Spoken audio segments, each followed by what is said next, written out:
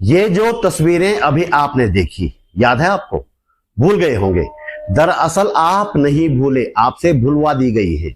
ये जो रोज रोज के प्रपंच खड़े किए जा रहे हैं हमारे सामने, कभी मुसलमानों का डर दिखाकर, कभी बाहरियों के नाम पर भड़काकर, कभी फलानों का प्रवेश वर्जित करने के बोर्ड लगवाकर, कभी लव जिहाद और कभी लैंड जिहाद का शोर मचाकर, ये सब इसलिए किया जा रहा है कि आप नौकरी मांग रहे अपने इन बच्चों को भूल जाएं।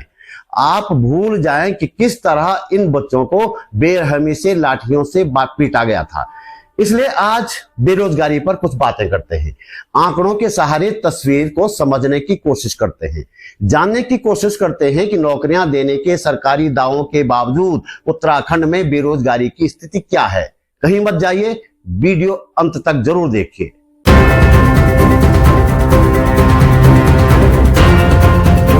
नमस्कार, बात बोलेगी चैनल पर आपका स्वागत। मेरा नाम है त्रिलोचन भट्ट और मैं करता हूं जन सरोकारों की बात। दोस्तों, मेरे चैनल पर औसतन हर वीडियो को 1000 लोग देखते हैं। ये बहुत छोटी संख्या है, फिर भी मैं लगातार वीडियो इसलिए बनाता हूं कि मुद्दों की बात कुछ लोगों तक ही सही पर पहुंच तो रही है। आप चाहें तो एक नहीं, हजारों लोगों तक ये बात पहुंचा सकते हैं। इसके लिए आपको सिर्फ इतना करना है कि पूरा वीडियो देखकर लाइक और कमेंट करना है, वीडियो शेयर करना है और चैनल सब्सक्राइब कर बेल आइकन दबा देना है। उम्मीद है आप ऐसा जरूर करेंगे। आज सुबह के अखबार में मुझे ये खबर पढ़ने को मिली। खुशी की बात है कि 1094 युवक जेई बन गए हैं। लेकिन मेरे दो सवाल हैं। पहला यह है कि 25,000 रुपये महीना देकर सैकड़ों पोर्टलों में जो हर दिन हजारों नौकरियां निकलने की बात कही जाती है, वे नौकरियां कहां चली जाती हैं? कभी 10,000 तो कभी 5,000 नौकरियां अला विभाग और फला विभाग में निकालने की बात अक्सर इन पोर्टलों पे होती है। वे नौकरियां उन्हीं 25,000 ही पोर्टलों तक सीमित रह जाती हैं। ऐसा क्यों है? दूसरा सवाल यह है कि नियुक्ति पत्र सौंपने के लिए क्या इस तरह की इवेंट बाजी करना जरूरी है? खबर कहती है कि इस नियुक्ति पत्र थमाओ इवेंट में कई मंत्री शामिल थे और मुख्यमंत्री वर्चुअल जुड़े थे। आमतौर पर 100-200 लोगों को भी नियुक्ति पत्र देने हो तो मुख्यमंत्री खुद अपने हाथों से देते हैं। मैं आपसे पूछना चाहता हूं कि नौकरियां तो पहले भी मिलती थी। मेरे दौर के और हमसे पहले के दौर के बहुत लोगों ने सरकारी नौकरी की। कभी ऐसा इवेंट हुआ? इसी बात पर बचपन का एक किस्सा सुनाता हूं। इसके बाद बेरोजगारी के आंकड़ों पर भी हम बात करने वाले हैं। जब मेरी बड़ी बहन की सरकारी नौकरी लगी तब मेरी उम्र रही होगी कोई 10 या 12 साल। प्राइमरी स्कूल में सहायक अध्यापिका की नौकरी मिली थी मेरी दीदी को। अपॉइंटमेंट लेटर मेरे गांव के पते पर आया और साधारण डाक से आया था। दीदी तब अपनी ससुराल में थी और जो अपॉइंटमेंट हुआ था वो दीदी की ससुराल के स्कूल में ही हुआ था। तब फोन आदि तो थे नहीं कि दीदी को अपॉइंटमेंट लेटर आने की सूचना दी जा सकती। मेरी माँ और दादी ने मेरे थैले में अपॉइंटमेंट लेटर रखकर मुझे भेज दिया बहन की ससुराल, करीब 20 किलोमीटर दूर पैदल रास्ता।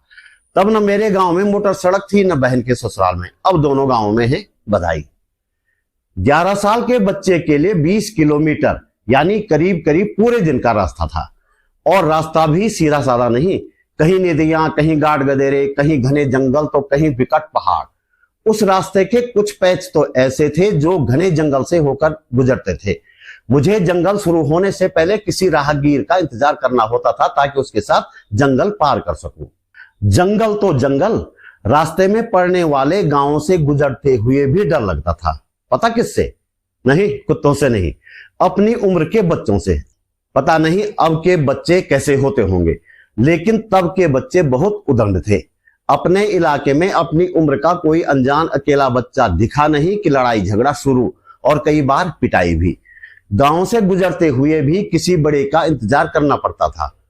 बंदरों, लंगूरों, बाघों, भालुओं और अपनी उम्र के बच्चों से के डर से गुजरता हुआ मैं पहुंचा था अपनी दीदी का अपॉइंटमेंट लेटर देने। अब जरा सोचिए, मेरी बहन को आज अपॉइंटमेंट लेटर मिलता तो कैसे दिया जाता? नीचे कमेंट बॉक्स में आप जरूर लिखिएगा। बड़े बड़े सरकारी दावों और कुछ युवकों के अपॉइंटमेंट लेटर देने की बड़ी बड़ी खबरों के बीच जरा एक नजर बेरोजगारी के आंकड़ों पर डालते हैं। इससे पहले एक बात बता दूं कि हाल के महीनों में बेरोजगारों की संख्या में थोड़ी सी कमी आई है, लेकिन यह कमी भैंस के मुंह में फ्यूली के फूल, हिंदी में कहें तो ऊंट के मुंह में जीरा जैसी ही है।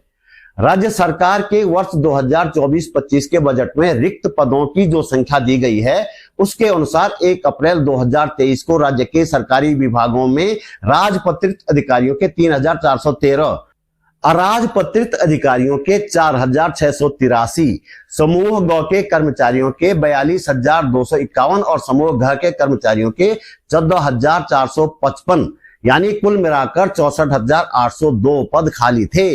इसी तरह राज्य सरकार जिन संस्थाओं को मदद करती है जैसे एडेड स्कूल आदि, उनमें भी इस दौरान राजपत्रित अधिकारियों के 782, अराजपत्रित अधिकारियों के 448, समूह ग के 3,080 और समूह घ के 1,413 पद खाली थे। सार्वजनिक उपक्रमों यानी कि निगमों आदि में इस अवधि के दौरान राजपत्रित अधिकारियों के 127, अराजपत्रित अधिकारियों के 690, समूह ग के 3,346 और समूह घ के 3,861 पद खाली थे। यानी सभी को मिला ले तो कुल 78,549 पद खाली थे। जरा सोचिए, बाकी कुछ न करके सिर्फ इन खाली पदों पर ही नियुक्तियां कर दी जाएं तो बेरोजगार बैठे युवकों को कितनी राहत मिल जाएगी। बेरोजगारी के नए आंकड़ों पर आने से पहले आपको बता दूं कि हमारे कुछ बच्चे अब भी भर्तियां शुरू करने की मांग को लेकर आंदोलन कर रहे हैं। देहरादून के एकता विहार में सुमित राय, राम कांडपाल, जेपी ध्यानी 4 दिन से अनशन पर हैं। उनकी हालत बिगड़ रही है। वे पुलिस और फॉरेस्ट गार्ड की भर्तियां शुरू करने की मांग करने के साथ ही इन भर्तियों में आयु सीमा में 4 वर्ष की छूट देने की मांग कर रहे हैं। केंद्र सरकार का पीरियोडिकल लेवल फोर्स सर्वे 2024 कहता है कि उत्तराखंड देश भर में बेरोजगारी में फिलहाल 8वें स्थान पर है। पिछले सालों की अपेक्षा ये थोड़ा कम है। अप्रैल से जून 2023 में राज्य में बेरोजगारी दर 7.5% थी। इनमें 15 से 29 साल के युवाओं में 19.7% बेरोजगार थे।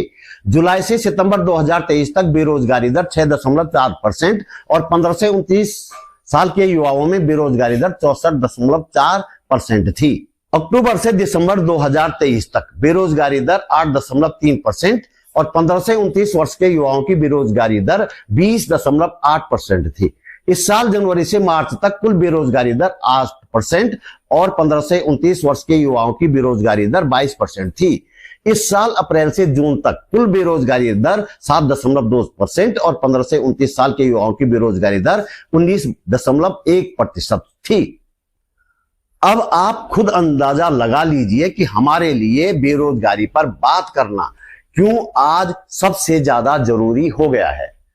तो दोस्तों, इस वीडियो में इतना ही। आप भी अपने आसपास नजर दौड़ाइए और जानिए कि बेरोजगारी किस हालत में है। और हां, आप महसूस करते हैं कि इस वीडियो को बनाने में थोड़ी बहुत मेहनत की गई है और आपको इससे कुछ काम की जानकारी मिली है तो लाइक कमेंट के साथ शेयर भी करें। यदि आप समर्थ हैं तो अपने जेब खर्च में से एक छोटी सी राशि निकालकर आर्थिक सहयोग करें। आप YouTube पर वीडियो के नीचे ज्वाइन बटन पर जाकर या सुपर थैंक्स पर जाकर सहयोग कर सकते हैं। डिस्क्रिप्शन में बैंक डिटेल भी है। मेरा चैनल सब्सक्राइब करें और फेसबुक पेज फॉलो करें। बात बोलेगी .com भी जरूर देखें। जल्दी मिलते हैं एक और वीडियो के साथ। नमस्कार।